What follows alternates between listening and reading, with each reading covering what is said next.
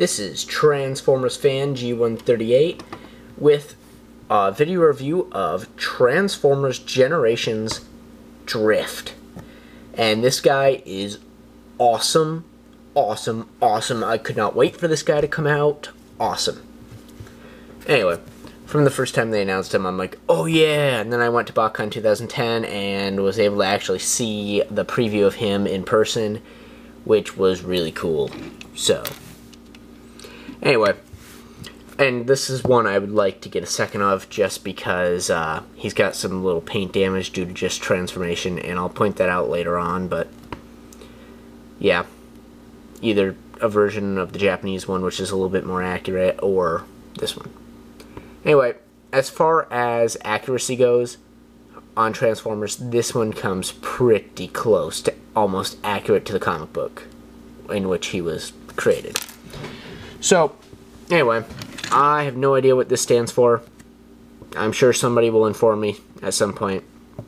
I actually have a friend that speaks Japanese and reads Japanese, so he might be able to tell me. Anyway, I think either this guy or the one in the comic book, they have two different symbols. This one either says Drift or Samurai, and the one in the comic book says the opposite. So, I don't know which one is which. Supposedly, that's what I read online. So, anyway, still my favorite character. Or, one of my favorite characters. I shouldn't say my favorite, although he probably is, because he has swords. Speaking to swords, his long sword stores in the bottom of the car. And I'll just take that out to show off the rest of the bottom of the car. You can see his head here, and this is hollow up here, which is kind of interesting because, you know, you don't expect to see a car hollow there. He's got these nice fenders in the back, or not really fenders, but spoiler. Spoiler is what I'm saying. Yes. Nice spoilers. I'll just pull up Blurr here aside and show off. He's the same car, although he doesn't look it right off from the bat. I mean, just the paint job itself makes him look like a different car, which I like. Anyway, he's got a different spoiler back here too, which, you know, this one's designed, you know, to be a drift type car, like drifting around corners and stuff. This one's designed for speed, obviously Blurr. So, low. Still kind of cool. Yeah. So, I'm doing a review of him next. So, this guy. Back to this guy. So, here on the roof, I have a little bit of, like, dark plastic showing, and that's actually, this piece is actually painted. It's this translucent blue, but, underneath, but it's painted, and that part rubs during, transformation, and there was just a little bit of extra buildup of paint there, and that little bit of extra friction just caused that whole part to just rub off. And that's one of the reasons I'd like to get a second one, just so if this one does get damaged at all, I have a replacement, because this is one of my favorites. Mainly because, as a kid, I always wanted the toys that I bought to have sword sheaths, like for the swords, like, you know, scabbards. And this guy actually has them.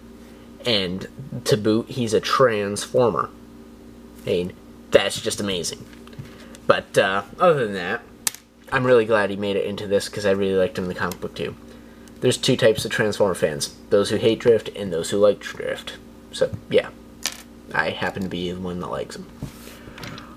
So, I pulled off the sword, and this is interesting. It's got, like, these look Japanese, but they're actually Transformer symbols. I think. They're supposed to be Cybertronian. Anyway. I purchased the upgrade set for G2 Prime, and the first edition of it came with this sword for Drift. Honestly say, this was worth the $100 right here. I've got more enjoyment out of this sword than I did the entire set, which is kind of sad. Anyway, it's really sharp at the end, and it's actually made of plastic, and it looks like the sword in the comic, for the exception of the symbols. Obviously, because it's too small to mold.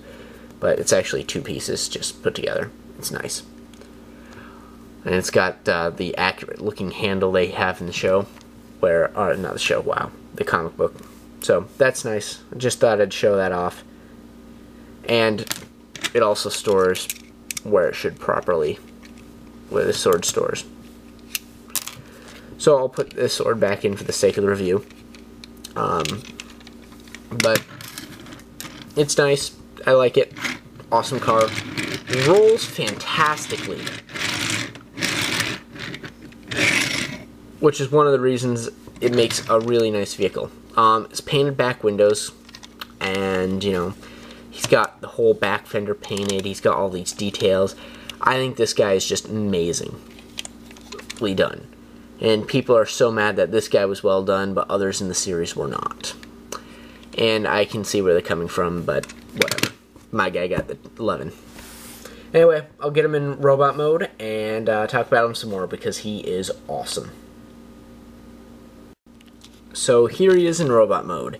And it's scarily awesome how accurate he is to the comic book version of him.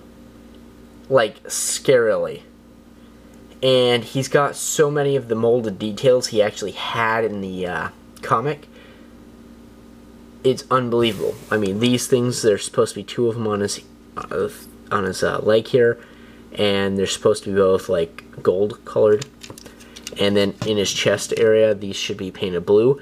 But those are actually painted in the Japanese version, which is one of the ones I wanted. And the Japanese version comes with the matching symbol for whatever he has in the comic book. Anyway, point being, love, love, love this guy. The only inaccuracy I found was the size of the window, but, you know, that's due to, obviously, realistic stuff, and the size of the wheel. In the show, the wheel is, like, barely larger than his arm. But, you know, this is real life and not a comic book, so, yeah. It's scarily amazing how accurate this guy is to the original Earth mode sketches of him, which were featured on several front page of the comic where he's fighting on Cybertron and he has Earth form for some reason. I don't know. Anyway, he's amazing though. He's got 2 Autobot symbols, and he's got these painted gold up here, you know, and he looks so accurate. I'm still surprised over that. He's got his little forehead painted. I mean, he's got these painted in the Japanese version, but whatever. He's got awesome light piping. I'd love to see this guy painted up as the, you know, evil version of him. Like, you know, with a little bit more sinister looking face, you know, like from the comic book. But enough fans hate this guy that they're probably not going to do that. Enough fans obviously liked him that they decided to go ahead and make him, which I'm really happy about, but whatever.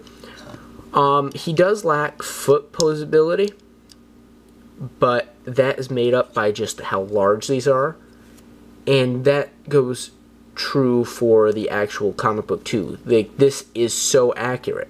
It's unbelievable. This is exactly how his foot looked, and I'm impressed that they pulled it off. Like, if you just look at that, I mean, you can put him in some awesome poses, and just the size of his feet keep him balanced. And that works so wonderful. He has a really nice hinge on his knee, a swivel in the hip, as well as a ball and socket joint. No waist swivel, but still, the figure itself makes up for that. Hinge up here. He's got a ball and socket joint in here, as well as a hinge joint in here, hinge, and a double jointed elbow. It actually looks more like a Gundam arm, to be honest. And then he's got this ball and socket joint wrist that works really, really well when displaying him with swords. He's got weird mobility in his arms that you can do some weird poses with swords, and it's amazing. And I'll show some of those off. But you know, he's got these scabbards which hold his swords in both vehicle and robot mode, which is fantastic, I have to say. So the swords are awesome. They're rubber. They're painted rubber, so you would have to be careful about not chipping the paint, but they're really flexible. That's the thing I don't like about this sword. Yeah, drift sword. $100 sword.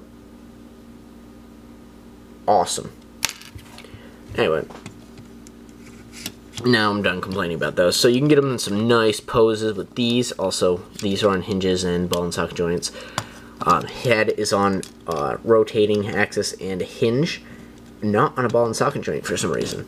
But he has equal the mobility of it, which is kind of odd. Don't know why they did that, but they did. So,